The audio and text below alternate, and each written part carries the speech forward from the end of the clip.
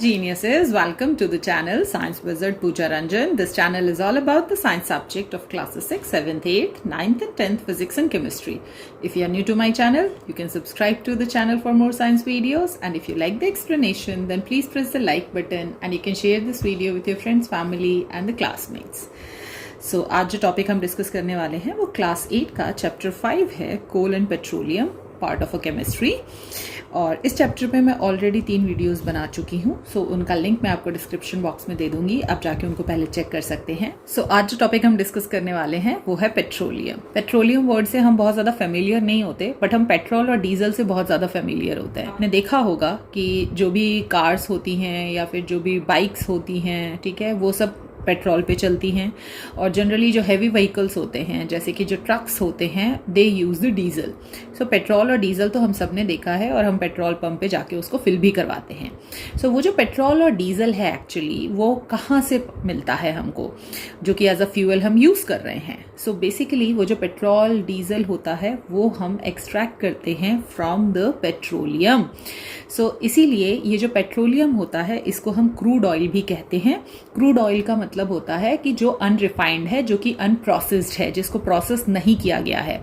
तो जब आप पेट्रोलियम को प्रोसेस करते हैं, उसको रिफाइन करते हैं, उसको और प्योरीफाई करते हैं, सो उसमें से आपको पेट्रोल, डीजल और भी बहुत सारी यूजफुल चीज़ें मिलती हैं जो कि आप यूज़ कर सकते हैं आइदर एज अ फ्यूल और in different uses. So we are going to discuss that. अब बात करते हैं कि ये पेट्रोलियम जो होता है या फिर क्रूड ऑयल, ये हमें मिलता कहाँ है। तो जनरली ये ज़मीन के नीचे जहाँ पे पत्थर होते हैं ना, पत्थरों के भी नीचे जब आप जाएंगे खुदाई करके, तो वहाँ पर आपको ये पेट्रोलियम मिलता है। क्योंकि ये जो ऑयल है ये बेसिकली पत्थरों के नीचे पाया जाता है, तो इसीलिए हम इसको पेट्रोलियम कहते हैं। ये 2 वर्ड से बना है, Petra and oleum. So Petra का मतलब होता है रॉक्स और ओलियम का मतलब होता है ऑयल। सो वो ऑयल जो पत्थरों के बीच में पाया जाता है उसको हम कहते हैं पेट्रोलियम। अब ये जो पेट्रोलियम होता है ये मिक्सचर होता है बहुत सारे हाइड्रोकार्बन्स का। हाइड्रोकार्बन्स मतलब कि अगर इसको 2 में ब्रेक करोगे तो 1 is hydro, another is carbon. Hydro मतलब जिसमें हाइड्रोजन होता है और कार्बन होता है। तो ऐसा कोई भी कंपाउंड जिसमें हाइड्रोजन और कार्बन बहुत ज़्यादा मात्रा में होते हैं उसको हम हाइड्रोकार्बन कहते हैं। सो बेसिकली जो पेट्रोलियम होता है उसमें बहुत सारे डिफरेंट कंपाउंड्स प्रेजेंट होते हैं जो कि हाइड्रोकार्बन्स होते हैं, जिसमें हाइड्रोजन और कार्बन का बॉन्ड होता है। सो डिफरेंस क्या होता है, जब हर कंपाउंड में कार्बन और हाइड्रोजन है तो why not they are similar. So the only difference is that कि वहां पर डिफरेंट जो कंपाउंड्स होते हैं, जो डिफरेंट हाइड्रोकार्बन्स होते हैं, उनमें जो नंबर ऑफ कार्बन एटम्स होते हैं वो अलग अलग होते हैं। सो यहाँ पे मैंने कुछ एग्जाम्पल्स दिए हैं आपको हाइड्रोकार्बन्स के। तो अगर आप देखेंगे तो ये मीथेन, ईथेन, प्रोपेन, ब्यूटेन जो हैं, they are all the hydrocarbons. So इन सब में आपको कार्बन और हाइड्रोजन मिलेगा, ये उनके फॉर्मूले लिखे हुए हैं। तो द ओनली डिफरेंस इज कि मीथेन में देखो आप, एक कार्बन के साथ 4 हाइड्रोजन है। ईथेन में कार्बन एटम इंक्रीज हो गए, अब यहाँ पे 2 कार्बन एटम के साथ 6 हाइड्रोजन एटम्स हैं। तो इस ढंग से अगर आप देखेंगे तो हाइड्रोकार्बन्स जो प्रेजेंट होते हैं इनटू द पेट्रोलियम, उनमें द ओनली डिफरेंस इज कि जो नंबर ऑफ कार्बन एटम्स होते हैं वो डिफरेंट कंपाउंड में डिफरेंट होते हैं। और इसीलिए ये जो डिफरेंट कंपोनेंट्स होते हैं पेट्रोलियम में, इन्हीं को सेपरेट किया जाता है और आप इनको यूज कर सकते हैं डिफरेंट वेज में। ज्यादातर जो पेट्रोलियम में से कंपोनेंट सेपरेट किया जाता है उनको यूज किया जाता है एज अ फ्यूल, जैसे कि आप केरोसिन ले लीजिए, पेट्रोल ले लीजिए, डीजल ले लीजिए। सो ये सब एज अ फ्यूल यूज होते हैं। नेक्स्ट अगर बात करते हैं कि ये ओरिजिन मतलब शुरुआत कहाँ से हुई है ये पेट्रोलियम के फॉर्मेशन की। सो जो पेट्रोलियम है वो बिलीव किया जाता है कि वो बनता है over a period of million of years. तो सेम एज द कोल, क्योंकि जो आपका कोल है that is the non renewable resource, in the same way petroleum जो है वो भी नॉन रिन्यूएबल रिसोर्स है। पेट्रोलियम को हम नॉन रिन्यूएबल रिसोर्स क्यों कह रहे हैं, क्योंकि नॉन रिन्यूएबल रिसोर्स वो होते हैं जिनको हजारों लाखों साल लगते हैं बनने में। सो इन द सेम वे यहाँ पे पेट्रोलियम को बनने में भी लाखों साल लगते हैं। ठीक है, अब ये बनते कैसे हैं, तो जो ऑर्गेनिजम्स होते हैं समुद्र में, ठीक है, जो सीज होते हैं, ओशियंस होते हैं, या कोई भी वाटर बॉडी जो होती है उसमें जो ऑर्गेनिजम्स रह रहे होते हैं, जब वो डेड हो जाते हैं, ठीक है, तो वो वहाँ पे सी बेड पे चले जाते हैं।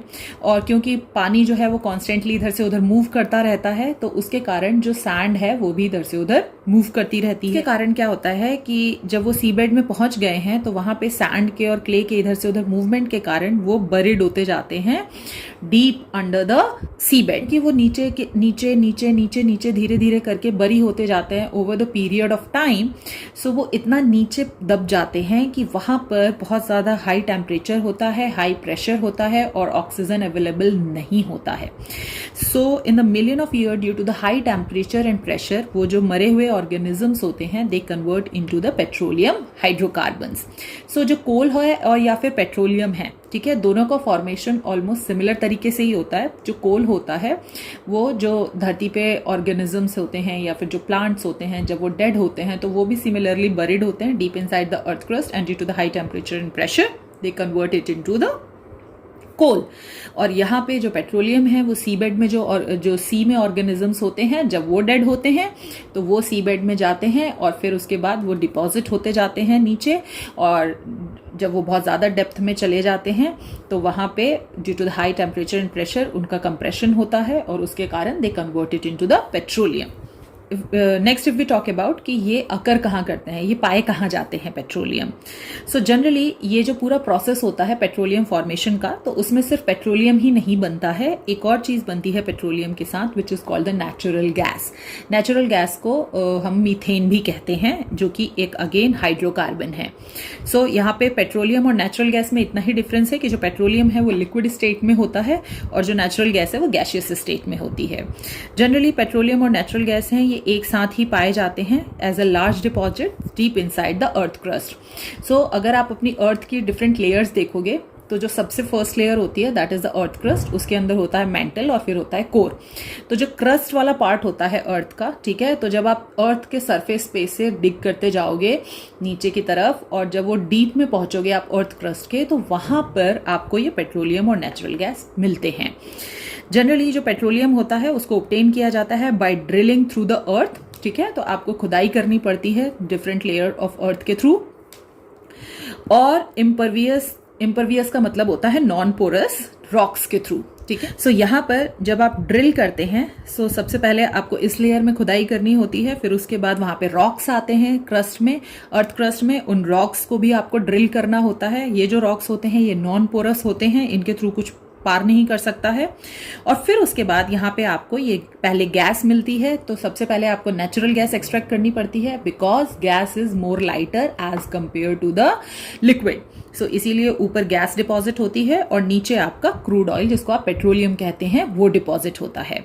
Now the next question is that अगर आपसे ये पूछा जाता है कि ये जो डिपॉजिट होता है पेट्रोलियम और नेचुरल गैस का, ठीक है, ये जनरली आपको मिलता है above the layer of water, ठीक है। तो पहले आपको गैस मिलेगा, फिर आपको पेट्रोलियम मिलेगा और फिर उसके नीचे पानी होता है। सो ऐसा क्यों है? सो आप सबको पता है कि जब आप ऑयल और पानी को मिक्स करोगे तो जो ऑयल होता है वो हल्का होता है, लाइटर होता है, तो ऑयल ऊपर तैरता रहता है और पानी नीचे जाके डिपॉजिट हो जाता है।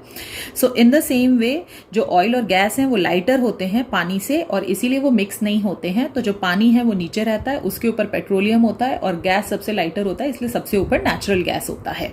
Next if we talk about कि जो ऑयल के वेल्स हैं वो कहाँ कहाँ पे हैं जहाँ से पेट्रोलियम को एक्सट्रैक्ट किया जाता है। सबसे पहला जो ऑयल का कुआं है जिसको खोदा गया था, ठीक है, in order to extract the petroleum from the deep inside the earth crust, so वो डग किया गया था पेंसिल्वेनिया में, in Pennsylvania USA in 1859। India में जो सबसे पहला ऑयल वेल खोदा गया था in order to struck the कब में खोदा गया था इन आसाम इन 1867। और इंडिया में ऑयल ऑब्टेन्ड होता है from the oil well in the Assam, Gujarat, Bombay high and in the deltas of the reverse of Godavari, Kaveri and other places. Now अब ये जो क्रूड ऑयल है जिसको पंप किया जाता है फ्रॉम द ऑयल वेल, ठीक है, जो कि ब्लैक लिक्विड भी कहलाता है, अब इसकी बहुत ज़्यादा इंपॉर्टेंस है। सो आप सबको पता है कि अभी पेट्रोल और डीजल के जो कॉस्ट हैं वो कॉन्स्टेंटली इंक्रीज होते जा रहे हैं। क्यों इंक्रीज होते जा रहे हैं? क्योंकि अब ये जो पेट्रोल और डीजल है ये पेट्रोलियम से एक्सट्रैक्ट किया जा रहा है। पेट्रोलियम जो है उसको बनने में मिलियन ऑफ ईयर्स लगते हैं। इसका मतलब कि जो आज आप पेट्रोलियम यूज़ कर रहे हैं, ठीक है, वो आपके 1000 साल लगे हैं उसको बनने में, ठीक है, और नेक्स्ट 1000 साल तक कोई पेट्रोलियम अगर ख़त्म हो गया तो हमें नहीं मिलेगा, क्योंकि नेक्स्ट 1000 साल और लगेंगे नया पेट्रोलियम फॉर्म होने में। तो अभी जो हमारे पास पेट्रोलियम है, अगर उसको हम लोग वाइजली यूज़ नहीं करेंगे तो कुछ टाइम के बाद ये ख़त्म हो जाएगा। और इसीलिए आपने देखा है कि अब इंडिया में ट्रेंड आ रहा है ऑफ द इलेक्ट्रिक व्हीकल्स, ठीक है, और इसीलिए पेट्रोल और इसके कॉस्ट बढ़ते जा रहे हैं।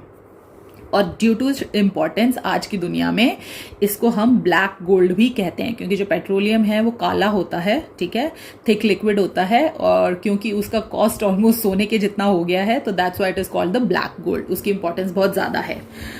नाउ अब बात करते हैं of the refining of petroleum. तो हमने स्टार्टिंग में देखा था कि जो पेट्रोलियम है that is the crude oil, है ना, जो कि अनरिफाइंड है, अनप्रोसेस है। सो रिफाइनिंग में हम क्या कर रहे हैं, बेसिकली पेट्रोलियम को प्यूरिफाई कर रहे हैं। प्यूरिफाई करने का मतलब है कि आपने पढ़ा अभी कि पेट्रोलियम जो होता है उसमें बहुत सारे different type of hydrocarbon compounds होते हैं, ठीक है। अब जो डिफरेंट कंपाउंड्स हैं उसमें उन सबको सेपरेट करना है आपको, जिससे कि आप उनको डिफरेंट पर्पस में यूज कर सकें। सो ये जो वेरियस हाइड्रोकार्बन प्रेजेंट होते हैं पेट्रोलियम में, इनका डिफरेंट बॉइलिंग पॉइंट होता है। ऐसा क्यों होता है, क्योंकि अभी मैंने आपको बताया था जैसे मीथेन है, ईथेन है, ब्यूटेन है, प्रोपेन है। सो इन सब में क्या होता है, there is only differences of the carbon and the hydrogen atom. तो जितना आप आगे जाते जाओगे उतने कार्बन एटम्स इंक्रीज होते जाते हैं, हाइड्रोजन एटम्स इंक्रीज होते जाते हैं। तो उसके कारण उनका जो मास है वो इंक्रीज होता जाता है, ठीक है, और उसके कारण उनको ज़्यादा हीट देनी पड़ती है जिससे कि वो बॉयल हो सके। बॉइलिंग में क्या हो रहा है कि आप उसको वेपर में कन्वर्ट कर रहे हो, तो वेपर में कन्वर्ट करने के लिए आपको वो बॉन्ड तोड़ना पड़ेगा। तो जितने ज़्यादा कार्बन एटम होंगे उतना ज़्यादा बॉन्ड होंगे, और उतने ज़्यादा बॉन्ड को तोड़ने के लिए उतना ज़्यादा हीट करना पड़ेगा। सो इसीलिए जो वेरियस हाइड्रोकार्बन्स होते हैं पेट्रोलियम में, उनका डिफरेंट बॉइलिंग पॉइंट होता है। They boil at a different temperature. जितने ज़्यादा नंबर ऑफ कार्बन एटम होंगे उतना ज़्यादा बॉइलिंग पॉइंट होगा। So as the number of the carbon atom in the hydrocarbon increases, its boiling point also increases. ये property use होता है to separate the different components of the petroleum by the fractional distillation.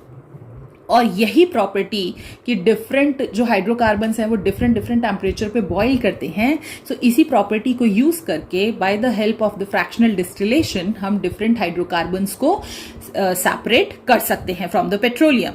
अब अगर हम fractional distillation की बात करते हैं तो यहाँ पे फ्रैक्शनल डिस्टिलेशन का मतलब ये है कि फ्रैक्शनल का मतलब ये है कि यहाँ पे जो डिफरेंट हाइड्रोकार्बन्स हैं, क्योंकि डिफरेंट टेम्परेचर पे बॉईल हो रहे हैं, सो हम उनको डिफरेंट फ्रैक्शंस में सेपरेट करेंगे। So that's why it's fractional. And if we talk about the distillation process, so distillation में हम क्या करते हैं कि किसी भी चीज को प्यूरिफाई करते हैं। तो हम उसको बॉयल करते हैं, उसको वेपोराइज करते हैं और फिर उसको कंडेंस करते हैं, और इस ढंग से डिस्टिलेशन के थ्रू हम उसको प्यूरिफाई कर सकते हैं। So by the fractional distillation process we are going to separate the components of the petroleum. ये जो प्रोसेस होता है ऑफ द फ्रैक्शनल डिस्टिलेशन, ठीक है, या फिर आप इसको रिफाइनिंग ऑफ पेट्रोलियम भी कह सकते हैं, ये कैरिड आउट होता है इनटू द पेट्रोलियम रिफाइनरीज। अब जो क्रूड ऑयल है आपका, जिसमें बहुत सारे different type of hydrocarbons already present हैं, उस क्रूड ऑयल को हीट किया जाता है to about 400 degree Celsius in a furnace. तो ये एक फर्नेस होता है, इसमें आप देख सकते हैं यहां से पेट्रोलियम को डाला जाता है। ये जो पाइप आपको दिख रही है, ठीक है, और इस फर्नेस जो है इसमें पेट्रोलियम को गर्म किया जाता है। इस फर्नेस का जो टेम्परेचर है वो 400 डिग्री तक ले जाया जाता है और उसमें पेट्रोलियम को गर्म किया जाता है। अब जब आप इसको गर्म करेंगे ना, तो जो डिफरेंट हाइड्रोकार्बन्स हैं इसमें, क्योंकि उनका बॉइलिंग पॉइंट अलग अलग है, तो वो डिफरेंट टेम्परेचर पे बॉयल होना शुरू होंगे, ठीक है। अब यहाँ पे एक चीज जो ध्यान देनी है आपको, और ये है आपका फ्रैक्शनेटिंग कॉलम, मतलब जिसमें डिफरेंट फ्रैक्शंस हैं और डिफरेंट फ्रैक्शंस में जाके डिफरेंट कंपोनेंट्स जो हैं ऑफ द पेट्रोलियम वो सेपरेट होंगे। अब ये होता कैसे है, अब देखो, जब यहाँ पे आप इसको हीट करना शुरू करोगे ना, तो एज यू कैन सी कि ये जो फर्नेस है ना इस फ्रैक्शनेटिंग कॉलम से अटैच्ड है। सो होता क्या है कि जब ये गर्म होना शुरू होता है तो हीट जो है वो फर्नेस से इसमें भी एंटर होना शुरू होती है। तो जब हीट इसमें एंटर होना शुरू होती है तो धीरे धीरे जो फर्नेस है उसका टेम्परेचर भी राइज होने लगता है, ठीक है। अब होता क्या है कि जब स्टार्ट करोगे हीट करना तो धीरे धीरे यहाँ का टेम्परेचर जो है वो बढ़ता जाएगा और जितना ऊपर जाओगे टेम्परेचर उतना कम होता जाएगा। क्यों? क्योंकि यहाँ फर्नेस जो है वो डायरेक्टली इस वाले पोर्शन से कनेक्टेड है, तो सबसे ज्यादा हीट यहाँ होगी और जितना ऊपर जाओगे उतनी हीट कम होती जाएगी। ठीक है। सो सबसे पहले क्या होता है, जब ये हीटअप होना शुरू होता है तो धीरे धीरे ये जो फ्रैक्शनेटिंग कॉलम है इसमें ना टेम्परेचर डिफरेंस क्रिएट हो जाता है। यहाँ पे सबसे ज्यादा टेम्परेचर है बॉटम में और सबसे टॉप पे जो है वो सबसे कम टेम्परेचर होता है। ठीक है। अब हो क्या रहा है, जब आप इसको बॉईल कर रहे हो ना तो यहाँ पे जो हाइड्रोकार्बन है जिसका सबसे कम बॉइलिंग पॉइंट है वो सबसे पहले बॉईल होगा। ठीक है। वो वेपर में कन्वर्ट होगा, पर जैसे ही वो वेपर में कन्वर्ट होगा और इस फर्नेस में एंटर करेगा तो यहां पर क्या है कि जो टेम्परेचर है वो बहुत ज्यादा है। ठीक है। तो वो कंडेंस नहीं हो पाएगा। ठीक है। तो फिर क्या करेगा, वो वापस चला जाएगा। फिर ऐसे करके ये प्रोसेस चलता रहेगा। फिर धीरे धीरे करके जैसे ही टेम्परेचर जो है वो 400 डिग्री सेल्सियस पहुंचेगा तो उस वक्त क्या होगा कि जो सबसे हाईएस्ट बॉइलिंग पॉइंट वाला हाइड्रोकार्बन है वो वहां पे बॉईल होना शुरू होगा। तो जैसे ही वो बॉईल होना शुरू होगा 400 डिग्री सेल्सियस पे तो वहां पर उसके वेपर्स जो हैं इसमें एंटर करेंगे और जैसे ही इसमें एंटर करेंगे तो यहाँ नीचे का जो टेम्परेचर है वो 400 डिग्री सेल्सियस ऑलरेडी पहुंच चुका है। ठीक है। सो इस टेम्परेचर पे जो उसके वेपर्स हैं सबसे हाईएस्ट बॉइलिंग पॉइंट वाले हाइड्रोकार्बन के वो कंडेंस हो जाएंगे। ठीक है। फिर जब धीरे धीरे करके वो हाइड्रोकार्बन पूरा उसके वेपर्स यहाँ कंडेंस हो गए, आफ्टर दैट उससे कम जिसका बॉइलिंग पॉइंट है वो वाला हाइड्रोकार्बन जो है वो एंटर करेगा। ठीक है। और फिर क्योंकि यहाँ पे टेम्परेचर बहुत ज्यादा है तो वो राइज अप करेगा। तो जैसे ही वो राइज अप करेगा तो यहां पहुंचेगा। यहाँ पे टेम्परेचर जो है वो अराउंड 370 डिग्री सेल्सियस है। ठीक है। तो यहाँ पे इस टेम्परेचर पे वो कंडेंस हो जाएगा कि वो इस टेम्परेचर पे कंडेंस हो सकता है तो यहाँ पे वो कंडेंस हो जाएगा। फिर नेक्स्ट हाइड्रोकार्बन बॉईल होना शुरू करेगा। फिर यहाँ पे भी टेम्परेचर बहुत ज्यादा है, यहाँ पे भी टेम्परेचर बहुत ज्यादा है तो वो उसको क्या करेंगे, ऊपर भेज देंगे, क्योंकि जितना ज्यादा टेम्परेचर होगा वो उतना लाइटर होता जाएगा तो वो ऊपर जाएगा। तो जैसे ही ऊपर जाएगा यहाँ पे पहुंचेगा तो फिर से यहाँ पर अब 300 डिग्री सेल्सियस है तो जो भी वेपर्स जो हैं जो कि 300 डिग्री सेल्सियस पे कंडेंस हो सकते हैं वो सब यहाँ कंडेंस हो जाएंगे। इन द सेम वे ये प्रोसेस ऐसे होता रहता है जब तक कि डिफरेंट फ्रैक्शंस में डिफरेंट टेम्परेचर पे डिफरेंट कंपोनेंट्स आपके सेपरेट नहीं हो जाते। सो सबसे पहले जो 400 डिग्री सेल्सियस है यहाँ पर जो सबसे हाईएस्ट बॉइलिंग पॉइंट वाला हाइड्रोकार्बन है वो कंडेंस होता है जिसको कि हम रेसिड्यू भी कहते हैं। सो रेसिड्यू जो होता है यहाँ से कलेक्ट कर लिया जाता है। उसके बाद 370 डिग्री सेल्सियस पे हैवी ऑयल्स जो होते हैं उनको सेपरेट करते हैं। फिर जो लाइटर ऑयल्स होते हैं उनको सेपरेट करते हैं। देखिए यहाँ से ऐसे करके जो डिफरेंट आपके कंपोनेंट्स हैं ऑफ द पेट्रोलियम, यहाँ पे गैसोलाइन नैप्था, यहाँ पे आपका केरोसिन, फिर यहाँ पे जो सबसे लोएस्ट टेम्परेचर होता है जिसका जो कि आपका पेट्रोलियम गैस होता है, सो वो सबसे ऊपर से यहाँ से बाहर एक्सट्रैक्ट कर लिया जाता है। तो इस ढंग से जो वेपर है वो राइज होता है और जो हाइड्रोकार्बन होता है with the low boiling point condense at a different height as you are seeing here. तो यहाँ आपको टेबल दी हुई है। सो सबसे पहला पेट्रोलियम गैस है जिसका सबसे लोएस्ट बॉइलिंग पॉइंट होता है बिलो 40 डिग्री सेल्सियस जो कि सबसे टॉप में जाके कंडेंस होता है। क्यों? क्योंकि इसमें सबसे कम कार्बन एटम होते हैं 1 to 4। और ये जो पेट्रोलियम गैस है ये जनरली यूज होता है एज अ एलपीजी, क्योंकि जो पेट्रोलियम गैस है उसको जब लिक्विफाई कर देते हैं कंप्रेस करके तो वो एलपीजी में कन्वर्ट हो जाता है। और जो आप घरों में सिलेंडर्स यूज करते हैं ना खाना बनाने के लिए उसमें एलपीजी गैस ही होती है। नेक्स्ट है गैसोलाइन एंड नैप्था। इसका जो बॉइलिंग पॉइंट होता है वो 90 to 165 डिग्री सेल्सियस होता है। इससे ज्यादा होता है। क्यों? क्योंकि इसमें नंबर ऑफ कार्बन एटम्स भी ज्यादा हैं एज कम्पेयर टू दिस।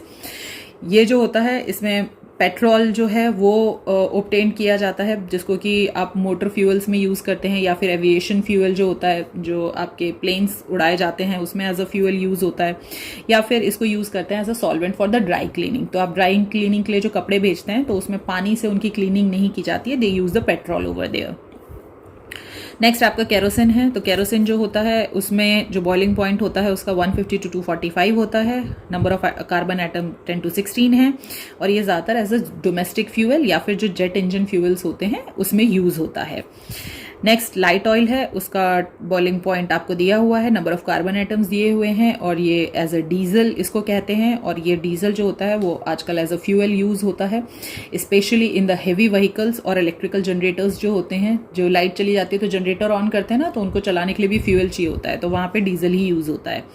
फिर हैवी ऑयल होता है जो कि 285 to 370 डिग्री सेल्सियस होता है, ठीक है, जिसमें 20 से 25 कार्बन एटम्स होते हैं और ये बहुत ही यूजफुल ऑर्गेनिक केमिकल है जिसको कि डिफरेंट पर्पस के लिए यूज किया जाता है। And the next one is the residue. जो कि सबसे हाईएस्ट बॉइलिंग पॉइंट होता है जिसका, जो कि सबसे नीचे कलेक्ट होता है। सो इसमें ल्यूब्रिकेटिंग ऑयल होता है, ठीक है। तो वो जो ऑयल होता है ना, जो मशीन के पार्ट्स जो होते हैं या फिर कोई भी जो मशीन यूज़ होती है इंडस्ट्री में, उनको ल्यूब्रिकेट करने के लिए यूज़ करते हैं। अगर आपने वो ऑयल नहीं देखा तो अगर आपके घर में वो होगी ना जो स्विंग मशीन होती है, सिलाई करने वाली मशीन, तो उसमें के लिए भी एक ऑयल दिया जाता है जो कि आपको डिफरेंट पार्ट्स में डालना होता है टू ल्यूब्रिकेट इट। सो वही एक ल्यूब्रिकेटिंग ऑयल है। नेक्स्ट जो पैराफिन वैक्स है वो एक्सट्रैक्ट किया जाता है फ्रॉम द रेसिड्यू, जिससे कि कैंडल और वैसलीन और ऑइंटमेंट बनाए जाते हैं। इसके अलावा जो एस्फाल्ट होता है, ठीक है, बिट्यूमेन होता है, जो कि पहले कोल तार यूज़ करते थे फॉर द रोड कंस्ट्रक्शन, आजकल बिट्यूमेन यूज़ किया जाता है एज अ रोड कंस्ट्रक्शन, और पेंट्स में भी इसको यूज़ किया जाता है। सो यहाँ पे जो हर फ्रैक्शन ऑब्टेन किया जाता है वो इटसेल्फ मिक्सचर होता है बहुत सारे हाइड्रोकार्बन्स का, ठीक है। जैसे if I give you the example, so इसमें से कुछ जो फ्रैक्शंस होते हैं वो यूज होते हैं in the same form as obtained. Okay, let me give you example. So जैसे आप यहाँ देखोगे कि जो कैरोसिन है, ठीक है, उसको एज अ कैरोसिन ही एक्सट्रैक्ट किया जाता है और एज अ कैरोसिन ही यूज किया जाता है एज अ डोमेस्टिक फ्यूल, उसको फर्दर प्रोसेस नहीं करते हैं। बट यहाँ पे ये जो पेट्रोलियम गैस एक्सट्रैक्ट की जा रही है, ठीक है, after the process of petroleum, इसको as a petroleum gas use नहीं कर रहे, we are again processing it, we are again liquefying it and we are using it as a LPG, ठीक है। यहाँ पे जो आपका गैसोलाइन और नेप्था है, ठीक है, यहाँ पे इसको भी प्रोसेस किया जाता है again to extract the petrol from it. यहाँ पे जो रेसिड्यू है, ठीक है, जो रेसिड्यू है उसमें भी बहुत सारे different type of hydrocarbons present होते हैं जिनको कि डिफरेंट पर्पस के लिए यूज किया जाता है। तो फिर से उस रेसिड्यू जो है उसको भी फिर से फर्दर प्योरीफाई किया जाता है bye the fractional distillation process, जिससे कि ये डिफरेंट कंपोनेंट्स जो हैं वो ऑब्टेन्ड हो सके। जैसे आपका ल्यूब्रिकेटिंग ऑयल है, पैराफिन वैक्स है, ठीक है, आपका बिट्यूमेन है। सो अगेन इन रेसिड्यू में से इनको भी सेपरेट करने के लिए फिर से इनको प्रोसेस करना पड़ता है। So we talk about the uses of the petroleum. So अभी मैंने आपको एक्सप्लेन किया कि जो डिफरेंट कंपोनेंट्स होते हैं उनके डिफरेंट क्या यूज होते हैं। ज्यादातर जो पेट्रोलियम होता है वो यूज होता है एज अ फ्यूल ही, जैसे कैरोसिन है, पेट्रोल है, डीजल है, आपने देख लिया, ठीक है, या फिर जो आपका पेट्रोलियम गैस है उसको भी एज अ फ्यूल ही यूज कर रहे हैं, उसको बर्न करके हम खाना बनाते हैं। In addition, some chemical obtained from the petroleum are used to make the medicines also, ointments also, and in the cosmetics also. और further fractional distillation होता है of the petroleum fractions, जैसा कि मैंने आपको बताया कि एक फ्रैक्शन से रेसिड्यू निकालते हैं और फिर उस रेसिड्यू का भी फर्दर आगे जाके फिर से फ्रैक्शनल डिस्टिलेशन करते हैं ताकि उनमें जो अलग अलग डिफरेंट कंपोनेंट्स हैं उनको भी सेपरेट किया जा सके, ठीक है, और फिर उनको यूज करते हैं as a plastic, synthetic rubber, synthetic fibres and the explosives. So this is how the petroleum is extracted. So this is it about this video. अगर आपको कोई डाउट है इस टॉपिक के रिगार्डिंग तो you can ask me in the comment section. So let's meet in the next video. Till then take care, bye bye.